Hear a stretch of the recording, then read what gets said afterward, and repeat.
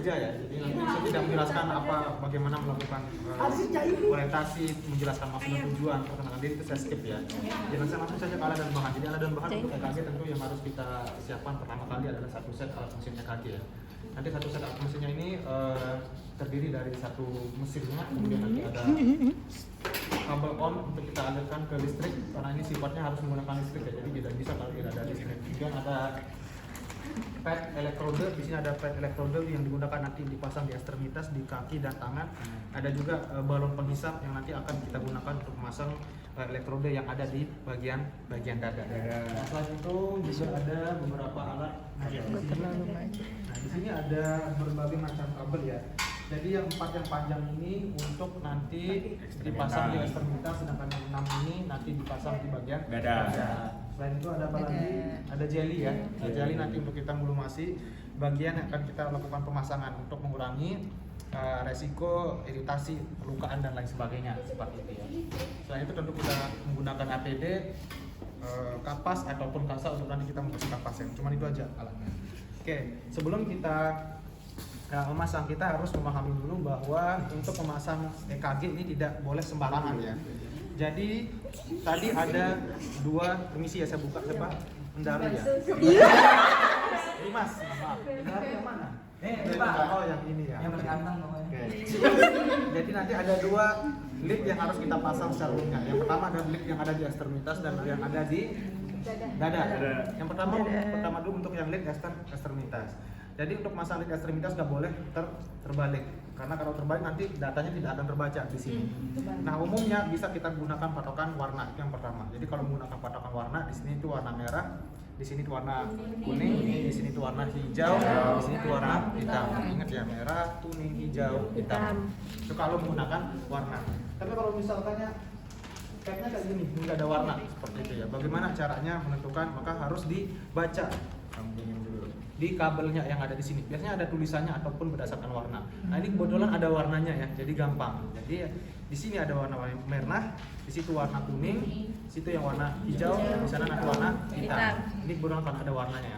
Tapi kalau nggak ada warnanya kita harus baca tulisannya di sini. Biasanya tulisannya kalau yang untuk yang di sini tulisannya adalah RA, right arm. Jadi artinya tangan kanan. Kalau yang di sana LA, left arm, tangan kiri. Di sini tulisannya nanti biasanya left foot ataupun kaki kiri. Di sini RFF, right foot, kaki kanan seperti itu ya. Itu kalau misalkan tidak ada warna seperti itu. Kemudian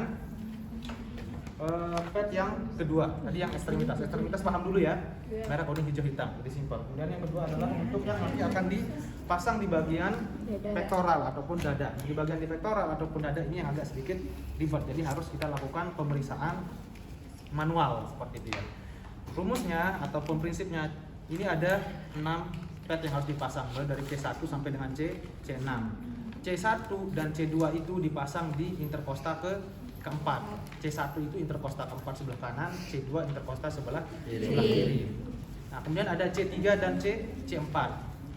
C3 dan C4 itu berada di bawah daripada interkosta yang keempat ataupun C1 dan C2. Yang dipasang dulu adalah yang pertama adalah C4.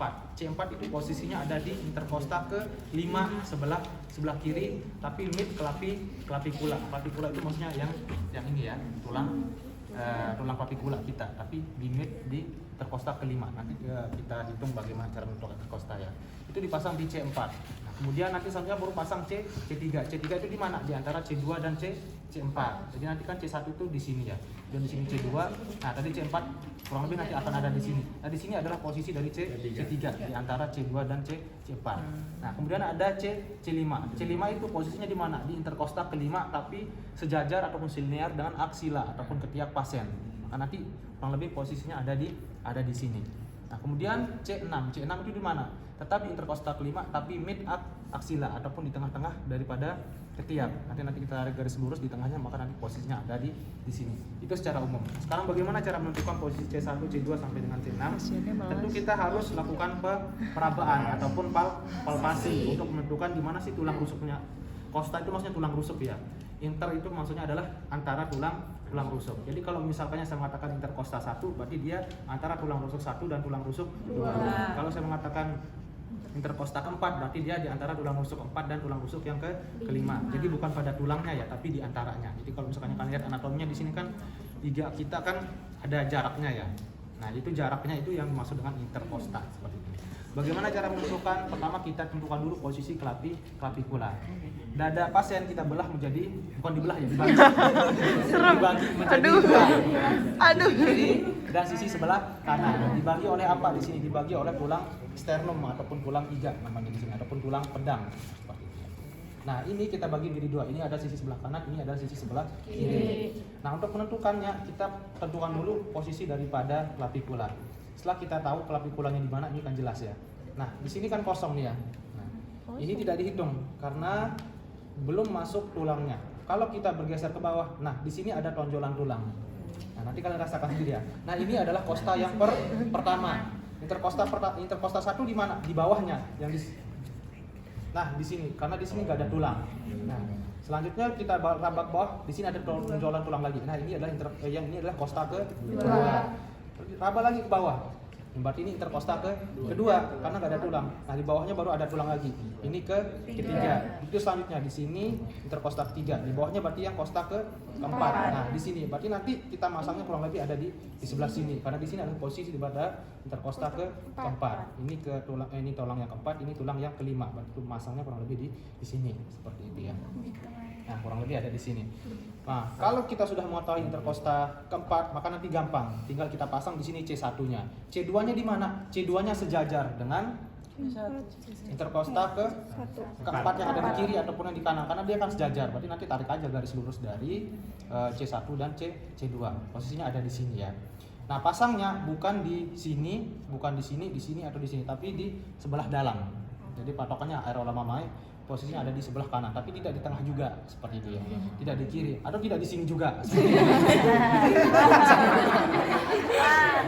Saya pernah dulu pas lagi praktik sama kayak kalian gitu di rumah sakit gitu, disuruh pasang EKG sama kakak perawatnya gitu sama teman saya. Pas saya mau pencet, ini putih susunya kemana? Teman saya nempel, tak gosong. Hati ya, jadi jangan bukan pada areola mamanya, tapi di sebelah dalam seperti itu ya. Nah tadi kan kita sudah menentukan interkosta keempat, posisi C1 dan C2. Maka untuk menentukan C3 dan C4 sama juga, kita harus lakukan perabaan ulang. Nah di sini kan tadi posisi interkosta keempat, maka ini adalah kosta kelima ataupun tulang iga kelima. Maka di bawahnya di sini yang tidak ada tonjolan ini adalah interkosta kelima. Nah ini posisi interkosta kelima ya.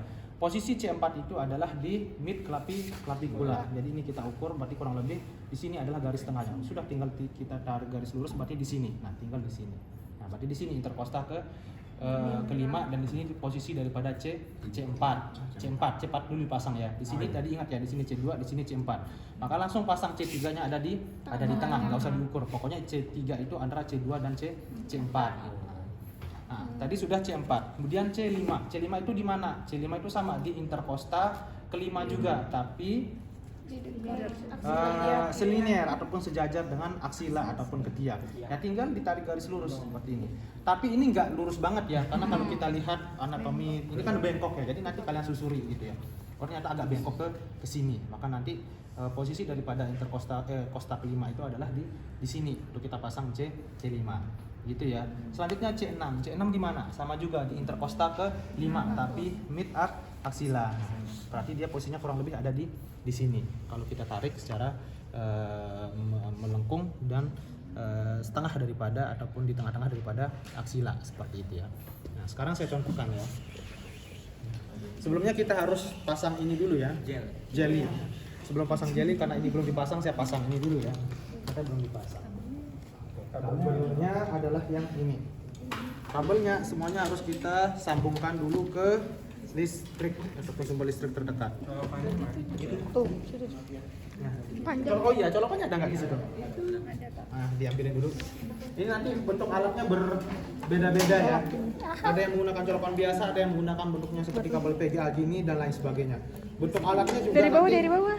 Bermacam-macam di rumah sakit. Di situ ada, taruh di bawah. Nanti alatnya bermacam-macam tapi cara kerjanya hampir sama seperti itu. Ini kalian pasang ke sini dulu. Udah. sama ya seperti kalian masang di sini sehari-hari. Udah di situ aja. Mungkin bisa. Nah, colokin aja. Kabelnya jangan lupa dicolokin juga ya. Ini gimana ya? Oh, di sini. Kok bisa diem mati pasien? Andi makanya.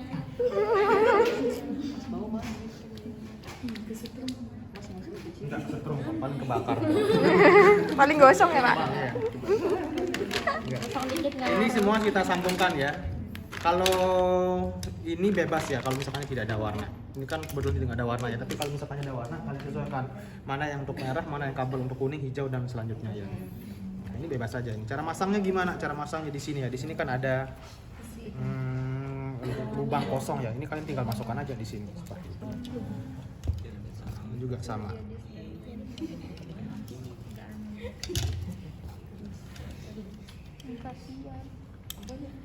Ada yang nggak masuk hari ini? Ada. Siapa? Jainuri belum datang. Kalau sampai nggak datang, Kenapa dia?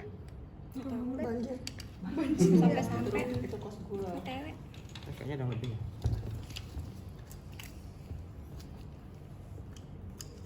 Oke, ini ya. Posisinya ada di sini.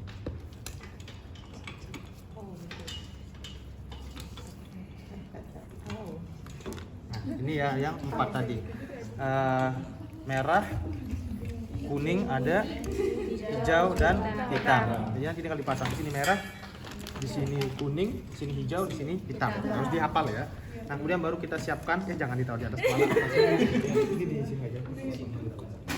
Nah, baru ini kita sambungkan ya, semua balon penghisapnya. Balon penghisapnya ada 6 ya di sini. dan itu masanya keluar ya Pak, bukan ke dalam. Mana? Masanya Iya, di Sejajar luar. dengan itu. Nanti saya contohkan. masang. Nah, ini udah sama seperti tadi. Tinggal disambungkan di sini ya. Di sini kan ada colokan kecilnya ya. Udah disambung gitu aja. Terserah bebas. Ini enggak ada ini. Terserah kalian. Yang penting nanti ketika masukin ke dada pasien baru yang harus sesuai hitungan seperti itu. Ini ada C1, C2. Iya, ini kan udah ada tulisannya di sini ya. Di sini kan tulisannya ada di C1, C2, C3, C4, C5 dan C6 ya. Nanti baru disesuaikan. Oke, kalau sudah siap baru kita olesi badan dengan gel seperti itu. Enggak usah badannya, maksud saya bagian di bagian tangan, bagian dalam dan luar. Secukupnya aja, jangan terlalu banyak. Kayak body dingin ya, adem dulu.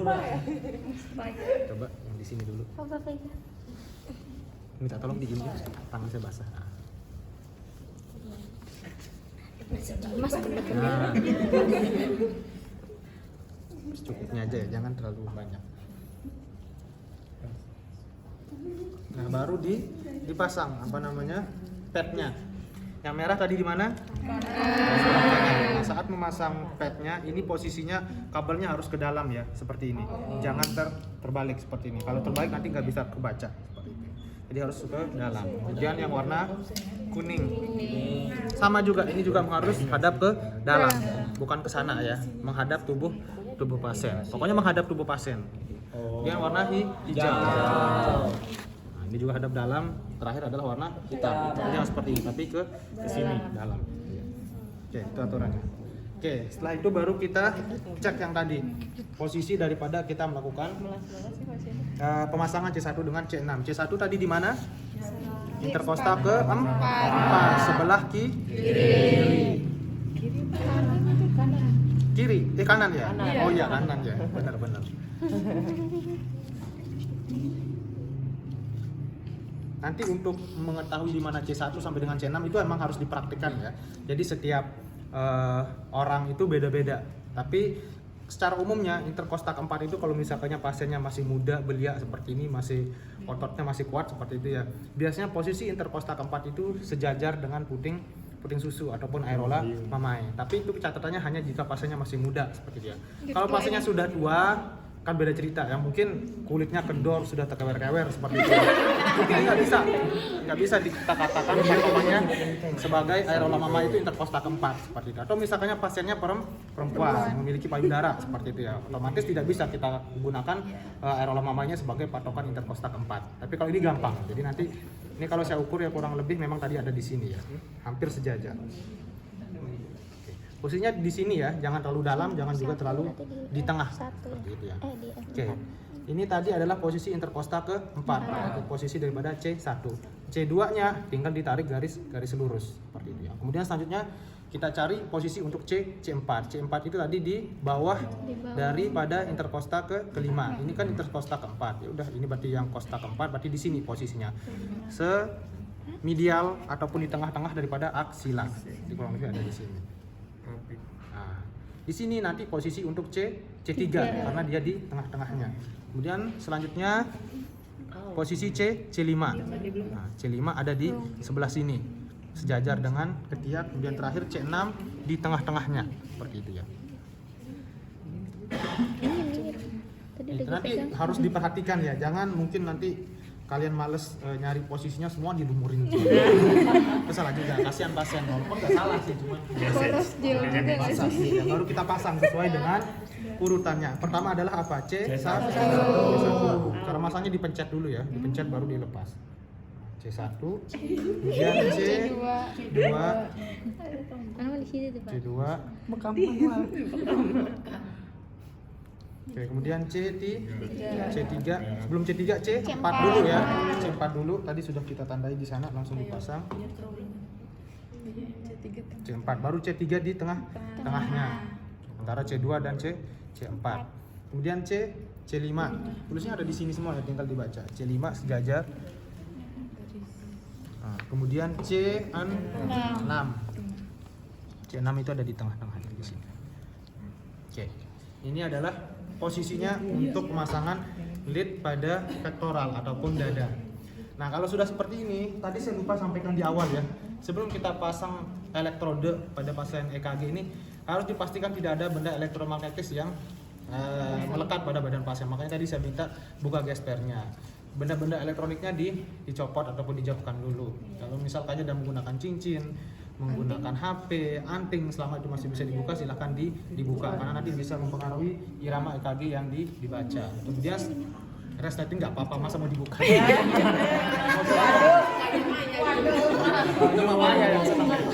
Oke, kemudian selanjutnya adalah kita pastikan pasien dalam kondisi tenang. Jadi kalau pasiennya bergerak-gerak, gelisah, sesak napas, otomatis nanti hasil EKG-nya juga akan abnormal seperti itu ya. Kemudian area sekitar pasien harus kita clearkan. Oke, jadi kalian harus menjauh.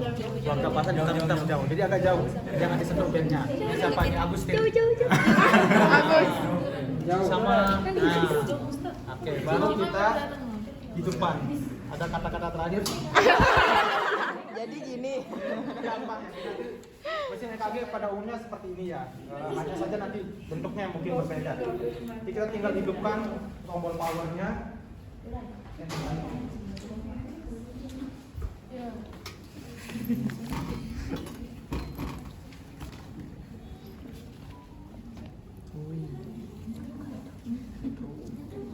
Nyetrum. Gitu mas. Nah, sudah terbaca. Nah, jadi untuk mengetahui apakah posisinya sudah benar atau tidak, kita harus cek dulu monitornya. Ini ada 12 lead ya. Ada lead 1, lead 2, lead 3, APR, APL, APF, kemudian lead P1 sampai dengan P6. Semua lead ini harus terbaca. Kalau misalkan ada salah satu yang posisinya salah ataupun kebalik dan lain sebagainya, otomatis dia tidak akan bisa terbaca. Jadi semuanya ya. Contoh misalnya ini saya copot. Iya, pasti ada yang hilang ataupun tidak terbaca. Lurus mas. Semuanya hilang. Baca lagi. Mas lurus mas. Meninggal lurus. Kalau misalkan ini saya copot buat, pasti nanti hasilnya akan berbeda. Pasti akan ada yang hilang. Nah, ini P1 dan P2-nya hilang karena memang nggak ada terpasang seperti itu. Jadi harus kita pasang lagi seperti itu. Dan selanjutnya, ini nanti otomatis alatnya akan mendeteksi sendiri seperti itu. Ini yang normal ya. Coba sekarang bergerak-gerak bebas gitu. Otomatis nanti akan berubah. Gini mas. Atau kamu? Hasilnya akan kuyal-kuyal. Nah, kan? Kamu sesak napas. Nah, otomatis dia akan berubah. Coba nggak nafas mas. Coba nggak nafas. Oke, sekarang napas normal. Jangan dipegang, jangan dipegang pasiennya. Oke, kita tunggu sampai normal ya. Sampai normal sampai semuanya sama pak. Ya, nggak mesti sih, tergantung. Nah, itu ada. Nah, ini kan sudah agak teratur ya. Ada gelombang P, Q, R, S, dan P-nya. P itu yang mana? Yang di bawah. Q itu yang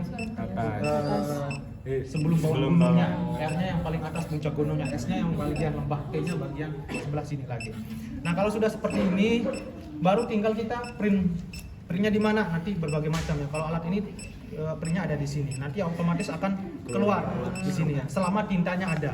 Kemarin di kelas pertama tintanya nggak ada ya, jadi nggak bisa keluar. Kelas kedua kemarin ada, mudah-mudahan sekarang ini ada. Coba kita cek ya. Bismillah. Wih. Ya Allah, norak banget. Ini nanti kita print sampai semuanya terdeteksi. Ini kan 1, 2, 3, APR, APL, APF, kemudian P1, P2, P3, kemudian P4, P5, P6. Jadi jangan berhenti sebelum selesai sampai dengan P6. Seperti itu ya. Kalau sudah tinggal kita stop. Udah tinggal di robek, baru nanti kita lampirkan sebagai bahan dokter bagian spesialis jantung untuk melakukan interpretasi apakah pasien ini mengalami gangguan irama jantung atau tidak. Sebagai indikasi pasiennya ada PJK, gangguan jantung koroner dan lain sebagainya. Seperti itu nanti akan terdeteksi di sini. Paham ya caranya ya? Nah, silakan diterima. Lunas ya, diberhentiin itu ngulang terus kecepatannya. Iya, ngulang terus. Makanya kalau udah 12 lead, mulai dari lead 1 sampai dengan P6 udah stop aja. Kalau ya habis nanti kertasnya. Cuma 12. Atau jangan terlalu cepat juga, baru baru sampai 6 lead, baru setengah kalian sudah stop. Jadi nanti lanjut aja sampai dengan 12. Paham? Paham. Pak tapi waktu itu pernah lihat kayak dia udah nyetak nih, terus kayak langsung dicabut terus diulang lagi tuh gara-gara apa pak? Ya mungkin ada yang salah, misalkannya ini kan nggak beraturan nih yang bagian P1, P2, P sampai dengan P6. Jadi harus dicek dulu apakah polanya sudah beraturan atau tidak, seperti itu ya. Untuk mengetahui polanya itu nanti kalian harus ikut pelatihan pembacaan EKG namanya, seperti itu. Jadi itu panjang lagi. Ini ada masuknya, misalnya mana tadi? Cara membacanya nanti panjang. Misalnya ini kan ada garis kotak-kotak ya, ada kotak kecil, kotak besar. Ini ada maksudnya berapa pol dan lain sebagainya, berapa senti yang harus naik dan lain sebagainya. Jadi itu harus dibaca untuk menginterpretasikan bahwa pasien ini normal atau tidak. Gitu ya. Oke, kalau sudah baru kita kemudian rapikan pasien. Enggak apa-apa. Kalau kita lanjut lagi. Mau dimatikan juga? Tunggu yang sampai itu. Hilang kan? Nah, karena tidak terpasang seperti itu. Bersihkan pasiennya ya.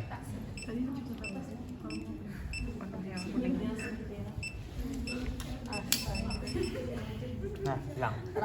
Hah, pedih banget. Besok kalian dinas di ICU udah cepat menyimpulkan pasiennya mati gitu. Siapa tahu ada leadnya yang copot kalau pakai monitor. Iya. Oh, pasiennya udah mati gitu. Padahal copot. Dikabarin ke keluarga. Pasien. Selamat Anda kena prank. Ya, bangun aja siapa?